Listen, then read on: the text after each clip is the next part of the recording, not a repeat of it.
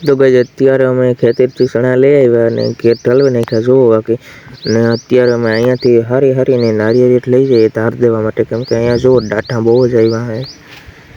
કેમ કે અવાર હતો એટલે ડાઠા આવે જ દવામાં અને જુઓ બાકી તમે તો ધાર દેવા માટે અમે હારીએ હાલો તો ધીરે ધીરે જોવા તગારું વળ્યું તગારું ભરાને હારી જઈએ પછી વિડીયો પાછો ચાલુ કરી તો ગાઈસ અને અત્યારે જોવો અહીંયા છે ને આપણો અલ્ટો પીડ્યો તો અલ્ટામાં છે ને કબૂતરા જરી ગંદુ કરી દીધું જો અહીંયા કબૂતરા છે આપણા તો અહીંયા અલ્ટાની અહીંયા પડ્યો એટલે થોડોક આગળ જવા દઈએ કેમ કે અહીંયા કબૂતરા આવીએ એટલે અહીંયા આવું તો કરતા જ રહીએ એટલે પહેલાં આપણે હું છે જે ભાઈ અલ્ટાને આગળ લઈ લઈએ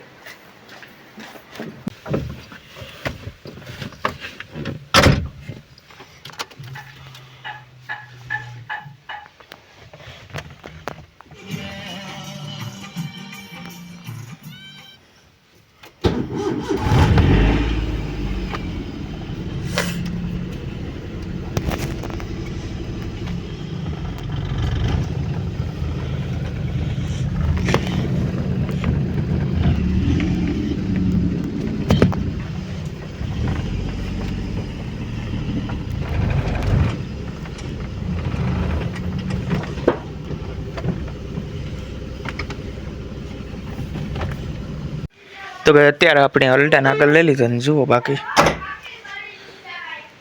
હવે અહીંયા નથી કબૂતરા એટલે નથી વાંધો વાં ઉતા એ આને પહેલાં સાફ તો કરવું પડશે તો હવે નાખ્યું કાલે વાલે અને અહીંયા છે આપણી સંતોષી હાય સંતોષી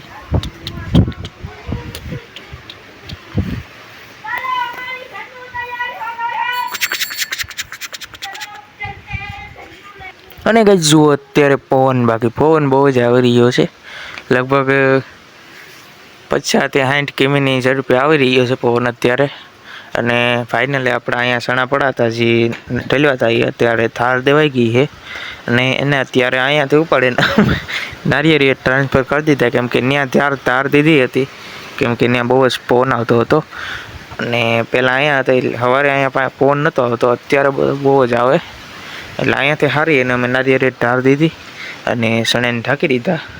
તો એ સવારે આવી છે તોરવા તો ગાઈસ જુઓ બાકી અત્યારે હું આવ્યો હું ખેતરમાં આટો મારવા અને જુઓ બાકી ઘઉં બહુને પાકેગા અને આ હે ગડો અને જુઓ બાકી અત્યારે સનસેટનો નજારો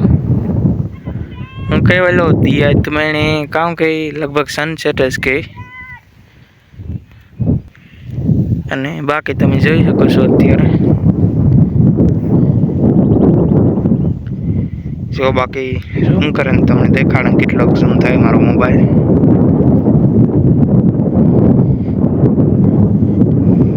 x થાય બાકી એટલો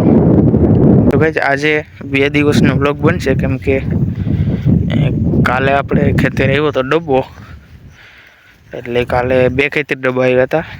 એ બધું તમને દેખાડી હું આગળ વ્લોગમાં એડ કરીને એડિટ કરીને 2 ખેતરથી સણા નીકળે કાલે પછી આ સવારે ધાર દીધી અને પાછા આવતીકાલે તોરવાવાળા આવી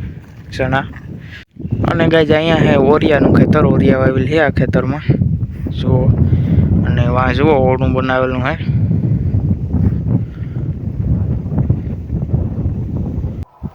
તો ગાઈસ અત્યારે આપણે ઘરે આવી ગયા છે તોલિયા તોરવા માટે સણાને અને તમે જોઈ શકો છો અત્યારે આપણે ઘરે સણાનો તોલ હાલી રહ્યો છે લાઈવ અને જો બાકી કેટલા સણા થયા ઢગલો પડ્યો અને થોડાક વાંગુનું પડ્યું